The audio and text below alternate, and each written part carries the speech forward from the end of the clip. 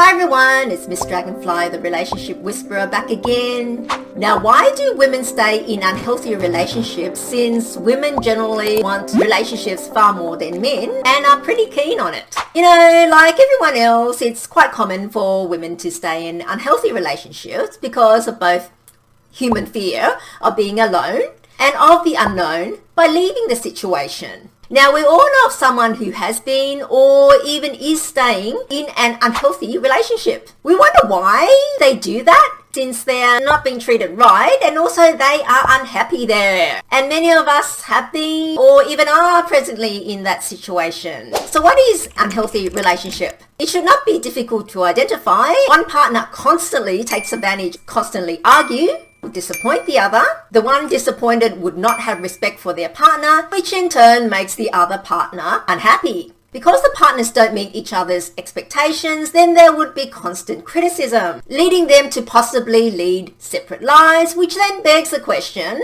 why bother staying together at all? So why do we stay in unhealthy relationships? Why do we stay with someone who makes us unhappy? He will of course not change, so why don't we just leave? Hard question to answer, and to be honest, one we don't want to answer even to ourselves. It's because if we are currently in one, then we firstly don't want to admit it to ourselves, as then we would have to face the hard questions of, why don't we just leave?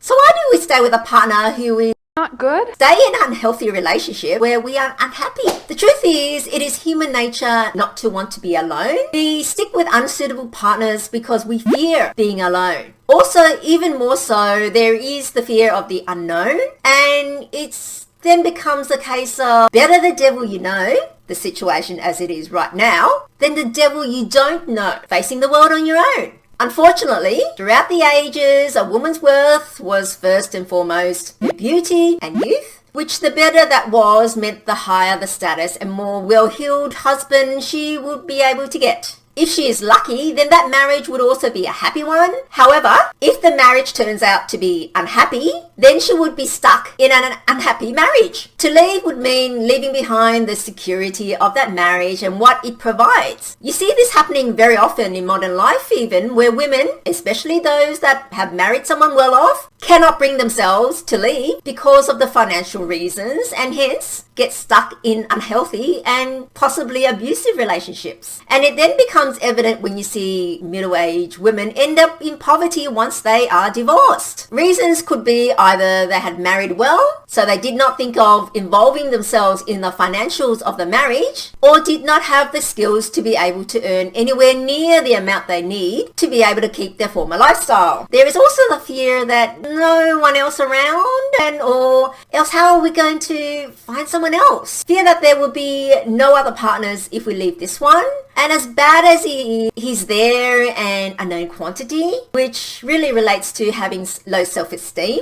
The other thing is, if women did not have much relationship experience, particularly if this is her first relationship, then she would not even know what a healthy relationship is in order to be able to compare it to. If all the past relationships have been like this one, then it becomes normal to her, as she has not experienced what a healthy relationship is. Take the case of Justine. When she first moved out of home, she met Chris, who became her first boyfriend, and she quickly moved in with him. However, she was the one that had to work to pay all the bills because Chris was healthy, fit and able, did not want to do any of the jobs that were available. And not only that, after work she also had to come home and cook for him and do all the cleaning, while he spent the whole day at home surfing on the internet. Everyone could see that this was not a healthy or normal relationship. You have here a case where there is a partnership, but one partner was doing all the work and taking on all the responsibilities, and the other partner was just freeloading. She did all this because she loved him and could not see anything wrong with the situation, simply because she had nothing to compare this relationship to.